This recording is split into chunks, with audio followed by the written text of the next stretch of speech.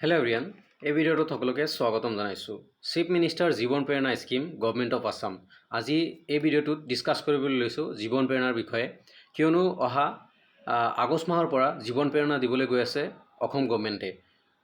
ইতিমধ্যে ডক্টৰ হিমন্ত বিশ্ব শৰ্মা ছাৰে জনাইছে যে অহা আগষ্টৰ পৰা জীৱন প্ৰেৰণাৰ আবেদন ষ্টাৰ্ট হ'ব। যিবোৰ ষ্টুডেণ্টে 2026 বৰ্ষত গ্ৰেজুৱেশ্যন কমপ্লিট কৰিছে সেইবোৰ ষ্টুডেণ্টে ইয়াৰ বাবে আবেদন কৰিব পাৰিব। চ' মোৰ বিনম্ৰ অনুৰোধ যে যিবোৰ ষ্টুডেণ্টে গ্ৰেজুৱেশ্যন কমপ্লিট কৰিছা, আণ্ডাৰ গ্ৰেজুৱেট কমপ্লিট কৰিছা, BA BSc BCom বা যিকোনো কোৰ্চ আণ্ডাৰ গ্ৰেজুৱেটত তুমি কমপ্লিট কৰিছা, দেন তোমাৰ বাবে এই জীৱন প্ৰেৰণা চিফ মিনিষ্টাৰ জীৱন প্ৰেৰণা স্কিম গভৰ্ণমেণ্ট অফ আছাম। এই নটিফিকেশ্যনটো মই আগতে কৈছোঁ, এই নটিফিকেশ্যনটো 2025 বৰ্ষৰ বাট নতুনকৈ আহিব, তথাপি মই দেখাই দিছোঁ ইয়াতে কি লিখা আছে।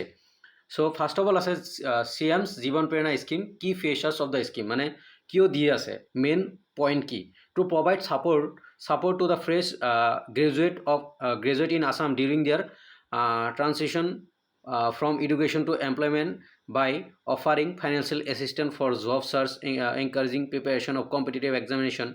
মানে চিম্পল কথাত যে যিবোৰ ষ্টুডেণ্টে গ্ৰেজুৱেশ্যন কমপ্লিট কৰিব তাৰে পিছত জবৰ বাবে বা এটা এমপ্লয়মেণ্ট যাতে পায় তাৰে কাৰণে বা এটা উৎসৰ্গা দিয়ে বা এটা মটিভেট কৰাৰ বাবে এয়া পইচাখিনি দিয়া হৈছে, জীৱন প্ৰেৰণা স্কিম দিয়া হৈছে বা জীৱন প্ৰেৰণা স্কিম স্কলাৰশ্বিপ দিয়া হৈছে, যাতে এইখিনি পইচাৰে ষ্টুডেণ্ট এজনে গ্ৰেজুৱেশ্যনৰ পিছত ডিফাৰেণ্ট কম্পিটিটিভ এক্সামৰ বাবে প্ৰিপেৰেশ্যন কৰিব পাৰে বা ডিফাৰেণ্ট কম্পিটিটিভ এক্সাম দিব পাৰে বা জবৰ বাবে প্ৰিপেৰেশ্যন কৰিব পাৰে, নিজক প্ৰস্তুত কৰিব পাৰে। তাৰে কাৰণে এইখিনি বস্তু এই স্কলাৰশ্বিপটো আনিছে ডক্টৰ হিমন্ত বিশ্ব শৰ্মা ছাৰে বা অসম গভৰ্ণমেণ্টে। তাৰপিছত fresh graduate financial assistant, fresh graduate হ'ব লাগিব, 2026 গ্ৰেজুৱেট হ'ব লাগিব। যিসকলে 2026 গ্ৰেজুৱেট হৈছা প্লিজ কমেণ্টত জনাবা। যিবোৰ ষ্টুডেণ্টৰ বেক লাগিছে সিহঁতে 100% ইয়াতে ইনক্লুড নহয়, কাৰণ বেক লাগিলে পাছ বুলি নধৰে। চ' বেক থাকিয়ে গৈছে বা কিছুমানৰ যদি বেক থাকে সিহঁতে এপ্লাই কৰিব নোৱাৰিব। চ' ইয়াতে চোৱা, financial assistance of INR 2500 per month for 12 month. ইয়াতে 12 মাহ দিয়াৰ কথা হৈছে, মানে 2500 টকাকৈ 12 মান্থ দিব এই স্কলাৰশ্বিপ। আৰু এলিজিবিলিটি ফ্ৰেছ গ্ৰেজুৱেট, ইয়াতে 2025 আছে, মই জুম কৰি দেখাইছোঁ 2025 আছে, বাট 2026 হৈ যাব যিহেতু এই বছৰ এই নটিফিকেশ্যনটো 2025 আছিল। চ' 2026 হ'ব, 2026 ফ্ৰেছ গ্ৰেজুৱেট হ'ব লাগিব। আৰু ইয়াতে ধৰি দিয়া হৈছে government and public institution of the state and central situated in the Assam, excluding মানে open universities and private university. যিবোৰ ষ্টুডেণ্টে অপেন ইউনিভাৰ্চিটিৰ পৰা গ্ৰেজুৱেশ্যন কৰিছে বা প্ৰাইভেটৰ পৰা গ্ৰেজুৱেশ্যন কৰিছে সিহঁতে নাপায়, অনলি গভৰ্ণমেণ্টৰ ষ্টেট গভৰ্ণমেণ্ট বা চেণ্ট্ৰেল গভৰ্ণমেণ্টৰ চিটুৱেটেড ইন দ্য আছাম, মানে অসমত চিটুৱেটেড যদি আছে দেন সেইবোৰে পাৰিব। যদি আণ্ডাৰ গ্ৰেজুৱেট কোৰ্চ বেলেগৰ পৰা কৰিছে, মিনছ দিল্লী ইউনিভাৰ্চিটিৰ পৰা কৰিছে বা কলকাতাৰ পৰা কৰিছে, দেন নোৱাৰে। অসমত চিটুৱেটেড হ'ব লাগিব, গভৰ্ণমেণ্ট কলেজ হ'ব লাগিব, প্ৰাইভেট এণ্ড অপেন ইউনিভাৰ্চিটি ষ্টুডেণ্টে কৰিব নোৱাৰে। কিয়নো তোমালোকে এয়া অনলাইন আবেদন কৰিব লাগিব। অনলাইন আবেদন কৰাৰ পিছত মই ৰিজনটো কৈ দিছোঁ কিয় ইন আছাম কৈছে। অনলাইন আবেদন কৰিব লাগিব। অনলাইন আবেদন কৰাৰ পিছত তোমালোকে ডকুমেণ্টছখিনি তুমি যোনখন কলেজত পঢ়িছা, যোনখন কলেজত গ্ৰেজুৱেশ্যন কৰিছা তাতে জমা দিব লাগিব। সেইকাৰণে এইখিনি জনাইছে বা এইটো ৰুলছ দিছে। আৰু প্ৰাইভেট আৰু ডক্টৰ হিমন্ত বিশ্ব শৰ্মা ছাৰে ডাইৰেক্ট কয় প্ৰাইভেট ইনষ্টিটিউট আমি ছাপোৰ্ট নকৰোঁ। চ' সেইকাৰণে প্ৰাইভেট ইনষ্টিটিউট আৰু অপেন ইউনিভাৰ্চিটি বন্ধ। পাৰ্মানেণ্ট ৰেচিডেণ্ট অফ আছাম, মানে অসমৰ ৰেচিডেণ্ট হ'ব লাগিব, পাৰ্মানেণ্ট ৰেচিডেণ্ট হ'ব লাগিব, মানে অসমৰ ষ্টুডেণ্ট হ'ব লাগিব মেইন কথা। তাৰপিছত এক্সক্লুজন, মানে ইয়াত কি বাদ দিয়া হৈছে, কোনবোৰ ষ্টুডেণ্টক বাদ দিয়া হৈছে চাই লোৱা। ইয়াতে কেইটামান পইণ্ট দিয়া হৈছে। Past, present and future beneficiary of Mukhyamantri Nijut Moina scheme. ইয়াতে আৰু এটা হ'ব নিযুত বাবু স্কিম হ'ব। যিবোৰ ষ্টুডেণ্টে নিযুত মইনা পাইছে, তাৰপিছত বাবু আঁচনি পাব, মাষ্টাৰ ডিগ্ৰীত এডমিশ্যন ল'ব, সিহঁতে বাবু আঁচনি এপ্লাই কৰিব। মাষ্টাৰ ডিগ্ৰীত যিবোৰ ছোৱালীয়ে এডমিশ্যন ল'ব সেইবোৰ ছোৱালীয়ে নাপায়। যিবোৰ ষ্টুডেণ্টে ষ্টাডি কণ্টিনিউ কৰিব সিহঁতে কিয় পাব? সিহঁতেতো মুখ্যমন্ত্ৰী নিযুত মইনা পাব নাইবা নিযুত বাবু আঁচনি পাব। Applicant with professional and vocational course, professional আৰু ভকেশ্যনেল কোৰ্চে নাপায়।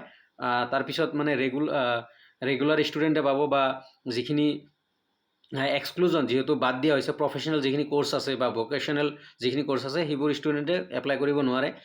Applicant having any of the parents as a public officer holder, government employ and pensioner,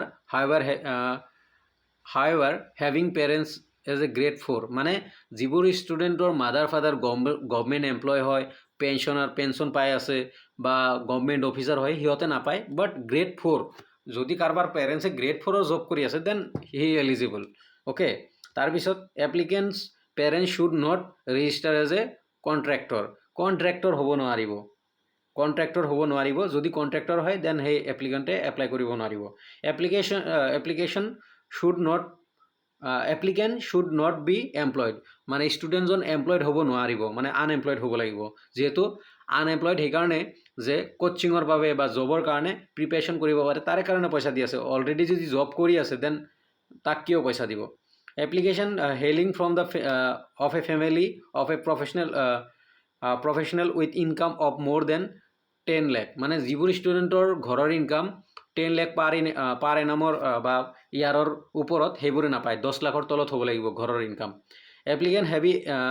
এপ্লিকেণ্টছ having any of the parents employed in public officer MLA MP minister মানে MLA MP মিনিষ্টাৰৰ ল'ৰা ছোৱালী ইয়াৰ পৰা বঞ্চিত হ'ব, মানে আবেদন কৰিব নোৱাৰিব। চোৱা, এয়া হ'ল ৱেবছাইট। এইটো ৱেবছাইটত অনলাইন আবেদন কৰিব লাগিব। অনলাইন আবেদন কৰি উঠাৰ পিছত যিহেতু 2025 মই এনেই দেখাই দিছোঁ, 2025 ইয়াতে 2026 হৈ যাব। অনলাইন এপ্লিকেশ্যনৰ ডেট দিব, চব দিব, এভৰিথিং দিব।